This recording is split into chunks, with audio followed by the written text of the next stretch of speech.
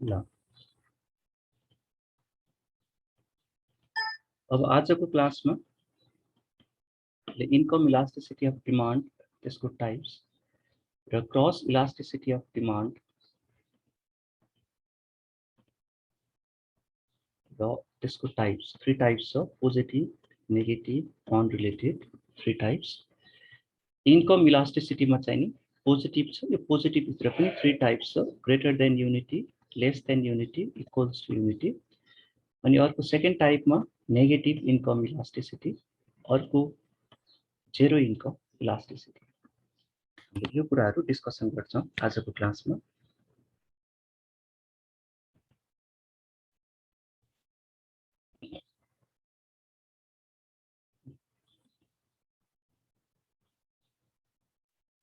ल अब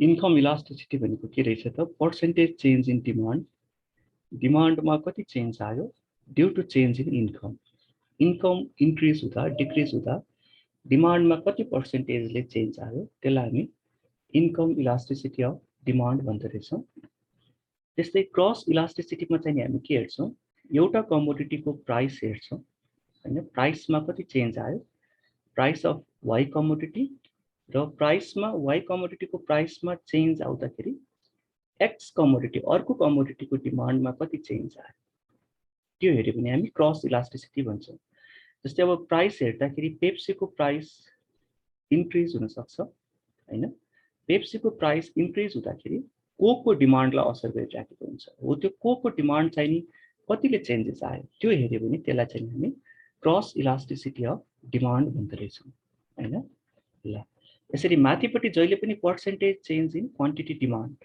कुन चाहिँ कमोडिटीको इलास्टिसिटी हो त्यसको पर्सेन्टेज चेन्ज राख्ने तलपट्टि चाहिँ केले गर्दाखेरि चेन्ज आएको जस्तै यता इन्कमले गर्दा चेन्ज आयो पर्सेन्टेज चेन्ज इन इन्कम राख्यो यतापट्टि चाहिँ नि प्राइस अफ रिलेटेड गुड्स अर्को गुड्सले गर्दाखेरि अर्को गुड्सको प्राइसले गर्दा चेन्ज आयो तिनीहरूले percentage change in price of other goods भनेर राख्यो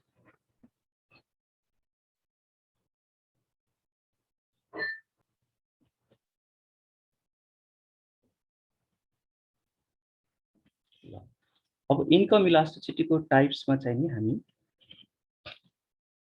यहाँ हामी positive income elasticity greater than 1 त्यस्तै गरेर सेकेन्डमा positive income elasticity less than 1 त्यस्तै गरेर थर्डमा positive income elasticity equals to 1 यो फिगर हामी बनाउँछौं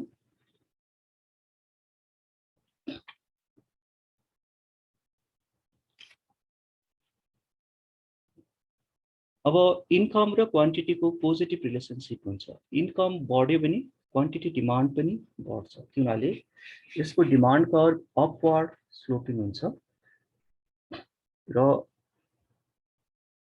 पोजिटिभ बनाउनको लागि यसरी अलिकति तलतिर सुतेको बनाउने डिमान्ड कर्भलाई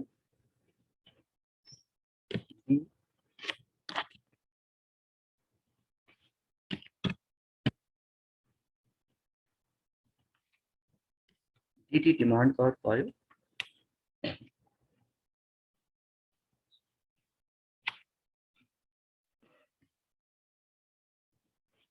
अब नेगेटिभ बनाउनको लागि चाहिँ sorry greater than 1 positive greater than 1 बनाउनको लागि यो गर्ने अब लेस देन 1 बनाउनको लागि डिमान्ड कर्भ अलिकति ठाडो बनाउने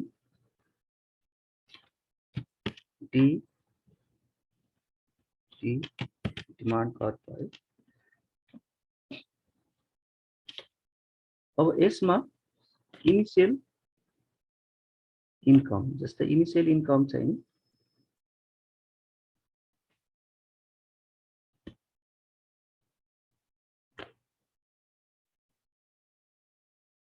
y1 भनौं y1 हुँदाखेरि डिमान्ड कति छ x1 छ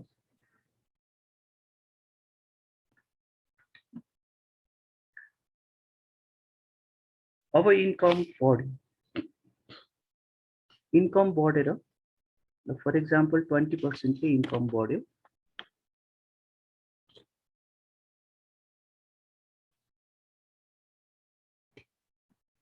इन्कम बढ्यो, इन्कम बढ्दाखेरि डिमान्ड पनि बढ्यो, तर डिमान्ड के भयो त भन्दाखेरि एकदमै धेरै रेशियोले बढ्यो।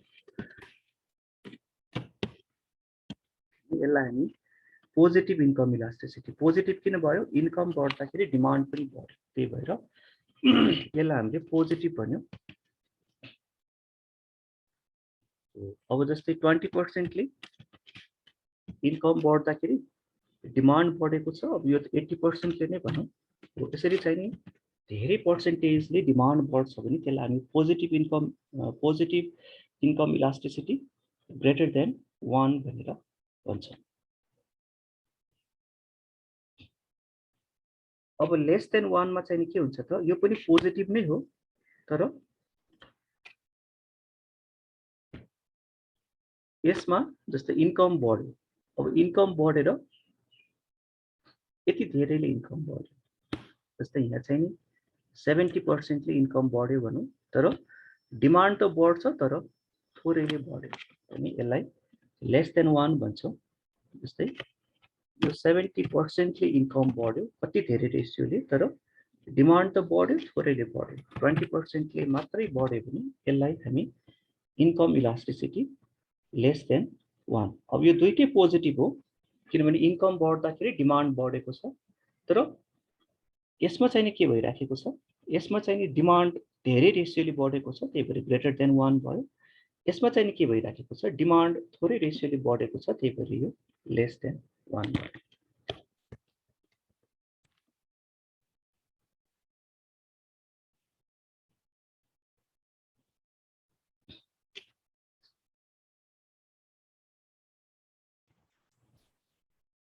ल अब positive income elasticity equals to 1। अब यसको लागि चाहिँ के गर्नु पर्यो भने, हैन, यो एउटा डिमान्ड कर्भ बनाउनु पर्यो। अब यो डिमान्ड कर्भ कस्तो हुनु पर्यो त, यो तलतिर गएको पनि हुनु भएन, मास्तिर गएको पनि हुनु भएन, यो ठ्याक्कै यो चाहिँ यसरी जाँदै गर्दाखेरि 45 डिग्री, एक्स एक्सिसमा लगभग 45 डिग्री हुने गरेर बनाउनु पर्यो, यसरी अराउन्ड 45 डिग्री, अब 45 डिग्रीमा हुनु पर्यो। ल यसमा चाहिँ के हुन्छ त भन्दाखेरि इन्कम जति रेशियोले बढ्छ, ल इन्कम चाहिँ यहाँ पुग्यो, अब यो चाहिँ फर एक्जाम्पल 40% ले इन्कम बढ्यो भनौँ, हैन, 40% ले इन्कम बढ्दाखेरि डिमान्ड पनि 40% ले नै बढाउँछ कन्ज्युमरले, अनि त्यसलाई चाहिँ हामी positive income elasticity equals to 1। 40% ले इन्कम बढ्दाखेरि 40% ले नै डिमान्ड बढाउँछ, सेम रेशियोले डिमान्ड बढाउँछ भने यो हामी positive income elasticity equals to 1। यसरी हामीसँग पोजिटिभ इन्कम इलास्टिसिटी, मैले माथिको स्लाइडमा लगेँ, हामीसँग पोजिटिभ इन्कम इलास्टिसिटी 3 टाइप्सको हुँदो रहेछ, greater than 1, less than 1, equals to 1, हैन। भनेको ग्रेटर देन 1 भनेको चाहिँ कस्तो रहेछ, पोजिटिभ भन्ने बित्तिकै इन्कम बढ्दा डिमान्ड पनि बढ्न पर्यो, त्यही भएर यो तीनटै केसमा इन्कम बढ्दाखेरि डिमान्ड पनि बढेको छ, तर अब डिमान्ड कतिले बढेको छ भन्दाखेरि जस्तै यहाँ इन्कम बढ्दाखेरि डिमान्ड इन्कम भन्दा धेरैले बढेको छ, त्यही भएर यो ग्रेटर देन 1 भयो, positive income elasticity greater than 1 भयो। यहाँ इन्कम बढ्दाखेरि डिमान्ड बढेको छ तर थोरैले बढेको छ भने positive income elasticity less than 1 भयो। अब यहाँ इन्कम बढेको छ र डिमान्ड पनि बढेको छ तर सेम रेशियोले पनि positive income elasticity equals to 1 भयो।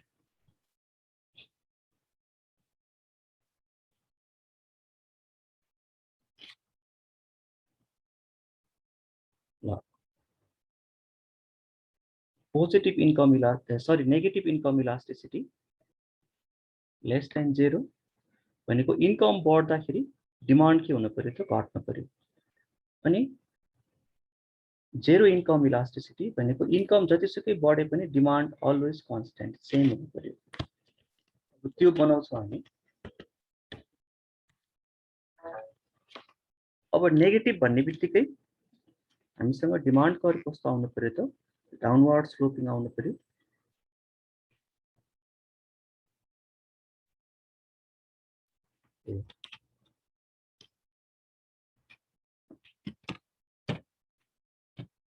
डिमान्ड कर्भ यो भयो ल। इन्कम y1 हुँदाखेरि डिमान्ड x1 छ,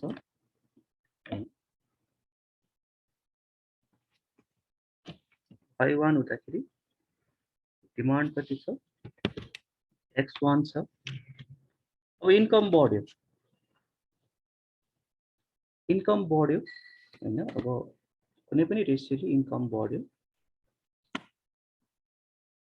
इन्कम बढ्दाखेरि डिमान्ड घट्यो। अब डिमान्ड चाहिँ नि घट्यो। यसरी इन्कम चाहिँ y1 बाट कहाँ पुगेको छ y2 पुगेको छ हैन। तर डिमान्ड चाहिँ के भइराखेको छ x1 बाट घटेर x2 पुगिराखेको छ। इन्फेरियर गुड्समा यो देखिन्छ।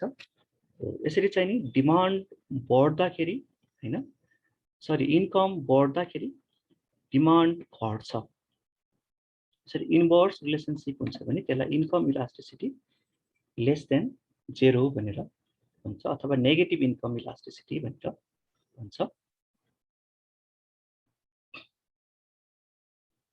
त्यस्तै अब इन्कम इलास्टिसिटी इक्वल्स टु 1। अब इक्वल्स टु 1 भनेको चाहिँ इन्कम जतिसुकै भए पनि डिमान्डमा no change, demand is always constant. अब त्यसलाई चाहिँ हामी जेरो इन्कम इलास्टिसिटी भनेर भन्छौँ। जस्तै अब यहाँ इन्कम हामी कति राखौँ त भन्दाखेरि इनिशियल इन्कम y1 राख्यो। तिमी एउटा सामान्य स्टुडेन्टबाट चाहिँ तिम्रो इन्कम बढ्यो, तिमी विनोद चौधरी भयो हैन, यति बढ्यो भने पनि त्यतिखेर तिम्रो डिमान्ड चाहिँ नो चेन्ज। तिमी स्टुडेन्ट हुँदाखेरि पनि त्यति नै कन्जम्सन गर्थ्यौ, तिम्रो इन्कम बढेर तिमी विनोद चौधरी हुँदाखेरि पनि तिम्रो चाहिँ नि यति नै कन्जम्सन गर्छ, नो चेन्ज। हो यस्तोलाई चाहिँ हामी इन्कम इलास्टिसिटी इक्वल्स टु 0 अथवा zero income elasticity of demand भनेर भन्छौँ। अब यस्तो एक्जाम्पल चाहिँ हामी साल्टमा लिन सक्छौँ, मेडिसिनमा लिन सक्छौँ भनेको यिनीहरूलाई चाहिँ हामी न्युट्रल गुड्स भनेर भन्छौँ। यसरी न्युट्रल गुड्समा चाहिँ हामी zero income elasticity of demand भेट्दो रहेछ।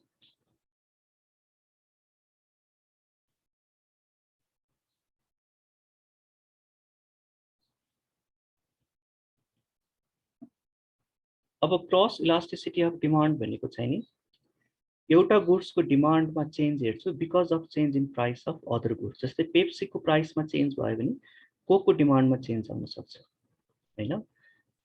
बाइकको प्राइसमा चेन्ज भयो भने पेट्रोलको डिमान्डमा चेन्ज आउन सक्छ। त्यो हुनाले एउटा गुड्सको प्राइसमा चेन्ज हुँदाखेरि अर्को गुड्समा कति चेन्ज आयो त, कसरी चेन्ज आयो त, त्यसलाई चाहिँ हामी क्रस इलास्टिसिटी अफ डिमान्ड भनेर भन्छौँ। क्रस चेक गर्छ दुईटा गुड्समा। यो चाहिँ 3 टाइप्स हुँदो रहेछ, पोजिटिभ, नेगेटिभ र अनरिलेटेड गुड्स। त्यो हुनाले हामीसँग 3टा ग्राफ आउनु पर्यो।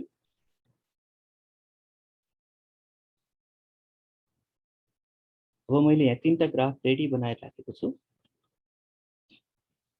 अब सबभन्दा पहिला पोजिटिभ हुनु पर्यो, EXY greater than 0। अब यसको लागि डिमान्ड कर्भ कस्तो हुन्छ त भन्दाखेरि डिमान्ड कर्भ पोजिटिभ भन्ने बित्तिकै अपवर्ड जानु पर्यो।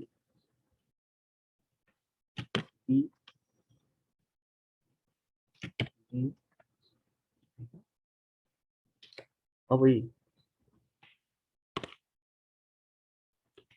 पेप्सीको प्राइस यति थियो, कोकको डिमान्ड यति थियो हैन। प्राइस अफ पेप्सी हैन, प्राइस अफ पेप्सीको चाहिँ नि P1 थियो, त्यतिखेर कोकको डिमान्ड कति भइराखेको थियो X1 थियो। अब पेप्सीको प्राइस बढ्यो हैन, पेप्सीको प्राइस चाहिँ नि धेरै बढ्यो। पेप्सीको प्राइस चाहिँ कतिमा पुग्यो त भन्दाखेरि P बाट P2 मा पेप्सीको प्राइस बढ्यो। अब पेप्सीको प्राइस बढिसकेपछि पेप्सीको कन्ज्युमरहरूले पेप्सी कन्जम्सन गर्न छोड्छ अनि कोकतिर लाग्छ। त्यही भएर कोकको डिमान्ड पनि के हुन्छ त बढ्छ। कोकको डिमान्ड एक्सबाट x1बाट x2 मा बढ्यो। यसरी पोजिटिभ रिलेसनसिप देखियो अनि त्यसलाई हामी positive cross elasticity of demand भन्दो रहेछौँ। यो चाहिँ कस्तो गुड्समा आउँदो रहेछ त सब्स्टिट्युट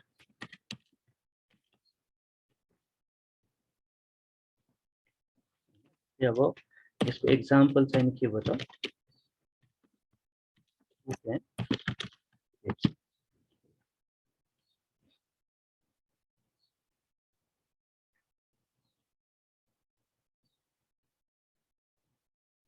अब नेगेटिभमा जाउँ। अब नेगेटिभ भनेको EXY लेस देन 0 आउनु पर्यो। अब यो चाहिँ कस्तो गुड्समा देखिन्छ कम्प्लिमेन्टरी गुड्समा देखिन्छ हैन। कम्प्लिमेन्टरी गुड्स भनेको जस्तै एक्जाम्पल के हुन सक्छ त बाइक एन्ड पेट्रोल। हामीलाई दुईटै चाहियो, बाइक पनि चाहिन्छ पेट्रोल पनि चाहिन्छ। अब नेगेटिभ भन्ने बित्तिकै डिमान्ड कर्भ के हुन्छ डाउनवर्ड स्लोपिङ हुन्छ। डी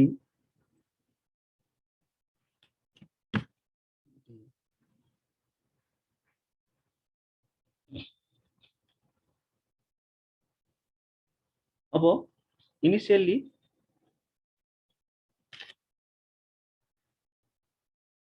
त्यो चाहिँ बाइकको प्राइस भनौँ, बाइकको प्राइस P1 हुँदाखेरि पेट्रोलको डिमान्ड X1 थियो। बाइकको प्राइस P1 हुँदाखेरि पेट्रोलको डिमान्ड मार्केटमा X1 थियो। अब बाइकको प्राइस घट्यो, धेरै सस्तो भयो हैन, P1 बाट P2 मा पुग्यो। अब बाइकको प्राइस कतिमा पुग्यो त P2 मा पुग्यो। यसरी P2 मा पुग्यो। बाइकको प्राइस घट्ने बित्तिकै अब बाइक धेरै भन्दा धेरै मार्केटमा घुर्न थाल्छ। त्यतिखेर पेट्रोलको डिमान्ड पनि के हुन्छ त बढ्छ X2 हो। यो प्राइस घट्दाखेरि डिमान्ड बढ्यो, इन्भर्स रिलेसनसिप भयो। यसरी कम्प्लिमेन्ट्री गुड्समा चाहिँ नि यसरी उल्टो रिलेसनसिप हुँदो रहेछ। प्राइस बाइकको प्राइस सस्तो भयो भने पेट्रोलको डिमान्ड बेसी नै बढ्दो रहेछ। यसलाई चाहिँ नि हामी negative cross elasticity of demand भनेर भन्छौँ। EXY equals to 0। यो चाहिँ नि कम्प्लिमेन्ट्री गुड्समा देखिँदो रहेछ। जस्तै bike and petrol, ink and pen, tea and sugar धेरै हुन सक्छ।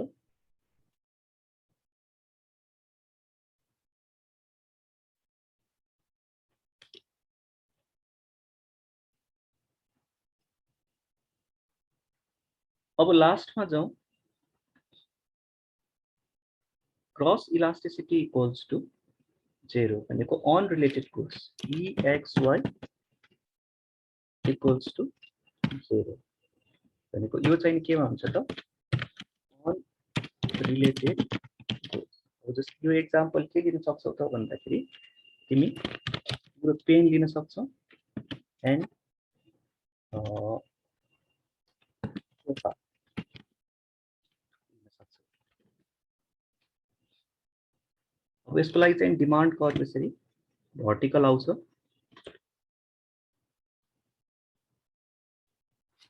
डिमान्ड कर्भ भर्टिकल आयो। अब सोफाको प्राइस हैन, सोफाको प्राइस P1 हुँदाखेरि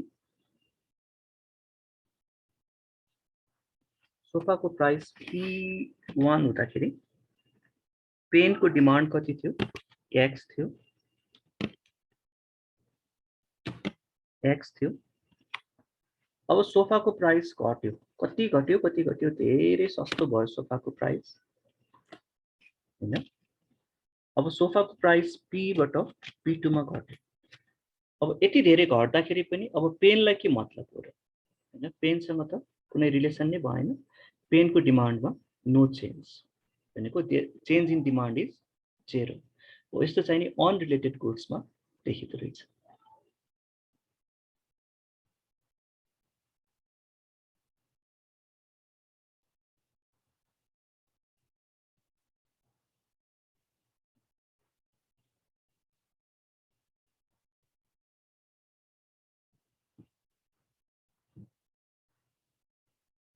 आजको क्लासमा हामीले के गर्यो त इन्कम इलास्टिसिटी भनेको percentage change in demand by percentage change in income हैन। इन्कममा चेन्ज हुँदाखेरि डिमान्डमा कसरी चेन्ज आउँछ त्यो हेर्दो रहेछौँ। यो 3 टाइप्स हुँदो रहेछ, पोजिटिभ, नेगेटिभ र जिरो। पोजिटिभ भित्र पनि greater than 1, less than 1, equals to 1 हुँदो रहेछ। त्यस्तै अर्को हामीले हेऱ्यो क्रस इलास्टिसिटी भनेको दुईटा कमोडिटी बीच, एउटा कमोडिटीको प्राइस, अर्को कमोडिटीको डिमान्ड। अब यो पनि के हुँदो रहेछ, एउटा पोजिटिभ हुँदो रहेछ ग्रेटर देन 0, अर्को नेगेटिभ हुँदो रहेछ लेस देन 0 र अर्को अनरिलेटेड गुड्स हुँदो रहेछ इक्वल्स टु 0।